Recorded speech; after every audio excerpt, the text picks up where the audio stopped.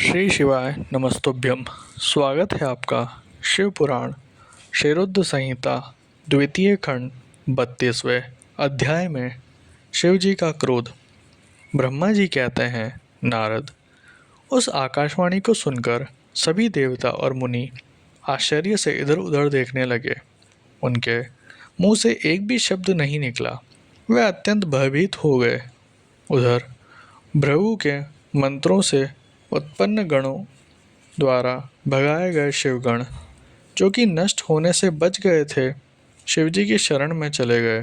वहां पहुंचकर उन्होंने प्रभु को हाथ जोड़कर प्रणाम किया और वहां यज्ञ में जो कुछ भी हुआ उसका और सती के शरीर त्यागने का सारा वृतांत उन्हें सुनाया।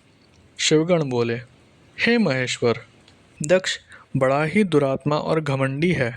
उसने माता सती का बहुत अपमान किया। वहां उपस्थित देवताओं ने भी उनका आदर सत्कार नहीं किया। उस घमंडी दक्ष ने यज्ञ में आपका भाग भी नहीं दिया। हे प्रभु, दक्ष ने आपके प्रति बुरे शब्द कहे। आपके विषय में ऐसी बातें सुनकर माता क्रोधित हो गई और उन्होंने पिता की बहुत निंदा की। जब दक्ष ने उनका भी अपमान किया तो वह शांत होकर सोचने लगी। फिर उन्होंने वहां उपस्थित सभी देवताओं और मुनियों को फटकारा जिन्होंने आपका अनादर किया था। उन्होंने कहा कि शिव निंदा सुनकर मैं जीवित नहीं रह सकती। यह कहकर उन्होंने योगाग्नि में जलकर अपना शरीर भस्म कर दिया। यह देखकर बहुत से पार्षदों ने माता के साथ ही अपने शरीर की आहुति दे दी। तब हम सब शिवगण उस यज्ञ को विध्वंस करने के लिए तेजी से आगे बढ़े, परंतु भृगु ऋषि ने मंत्रों द्वारा गणों को उत्पन्न कर हम पर आक्रमण कर दिया। हम में से बहुत से गणों को उन भृगु के गणों ने मार डाला। तब वहाँ आकाशवाणी हुई जिसने कहा कि दक्ष, तुम्हारा अंत अब निश्चित है तथा जो भी देवता एवं मुनि तुम्हारा साथ देंगे वे भी पाप के भागी बनकर मृत्यु को प्राप्त होंगे। यह सुनकर सभी उपस्थित लोग वहां से चले गए और हम यहाँ आपको इस विषय में बताने के लिए आपके पास चले आए। हे कल्याणकारी भगवान शिव, आप उस महादुष्ट अधर्मी दक्ष को उसके अपराध का कठोर दंड अवश्य दें। यह कहकर सभी गण चुप हो गए। ब्रह्मा जी बोले, हे नारद, अपने पार्षदों की बात सुनकर भगवान शिव ने उस यज्ञ की सारी बातें और जानकारी जानने के लिए तुम्हारा स्मरण किया। उनके स्मरण करते ही तुम वहां जा पहुँचे और भक्ति भाव से नमस्कार कर कर चुपचाप खड़े हो गए।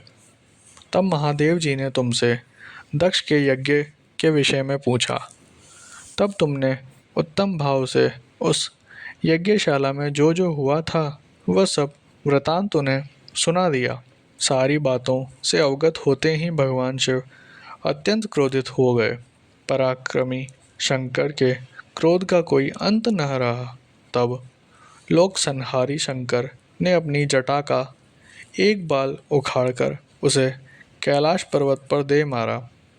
जैसे ही वह बाल जमीन पर गिरा उसके दो टुकड़े हो गए। उस समय वहाँ बहुत भयंकर गर्जना हुई।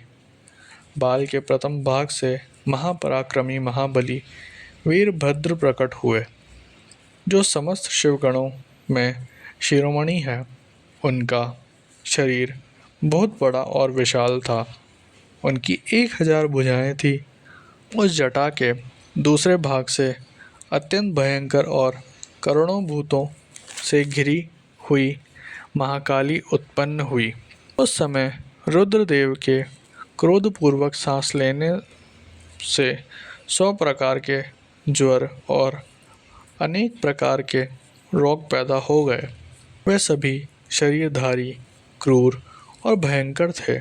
वे अग्नि के समान तेज से प्रज्वलित थे। तब वीरभद्र और महाकाली ने दोनों हाथ जोड़कर भगवान शिव को प्रणाम किया। वीरभद्र बोले, हे महारुद्र, आपने सोम, सूर्य और अग्नि को अपने तीनों नेत्रों में धारण किया है। हे प्रभु, कृपा कर मुझे आज्ञा दीजिए कि मुझे क्या कार्य करना है। क्या मुझे पृथ्वी के सभी समुद्र को एक क्षण में सुखाना है, या संपूर्ण पर्वतों को पीसकर पल भर में ही मसलकर चूर्ण बनाना है। हे प्रभु, मैं इस ब्रह्मांड को भस्म कर दूं या मुनियों को जला दूं।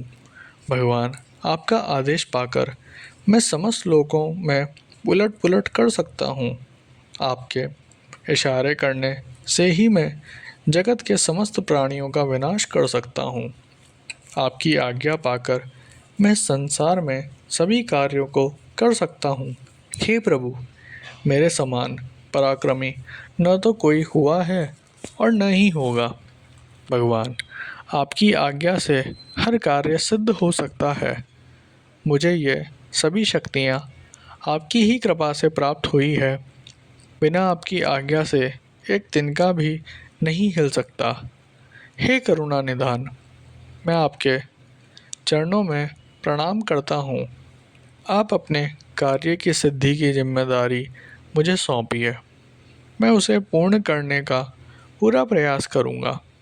हे प्रभु, आपके चरणों का मैं हर समय चिंतन करता हूँ। आपकी भक्ति परम उत्तम है। आप बिना कहे ही अपने भक्तों की समस्त इच्छाओं को पूरा करके उन्हें मनोवांछित और अभिष्ट फल प्रदान करते हैं।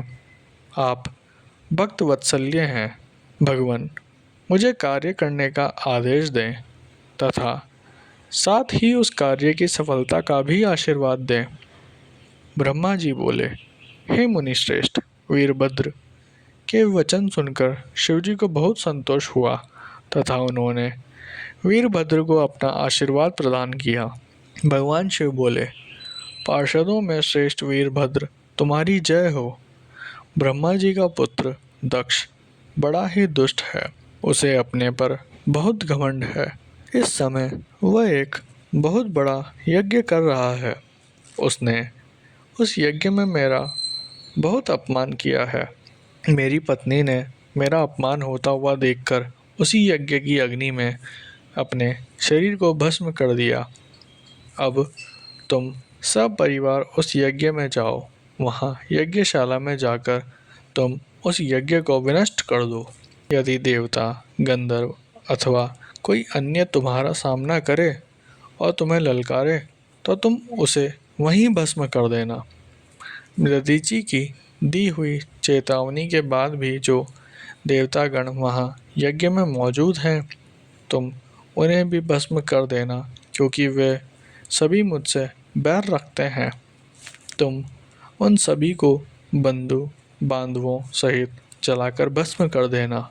वहाँ कलशों में भरे हुए जल को पी लेना। इस प्रकार वैदिक मर्यादा के पालक भक्त वत्सल करुणा निधान शिव ने क्रोधित होकर वीरभद्र को यज्ञ का विनाश करने का आदेश दिया।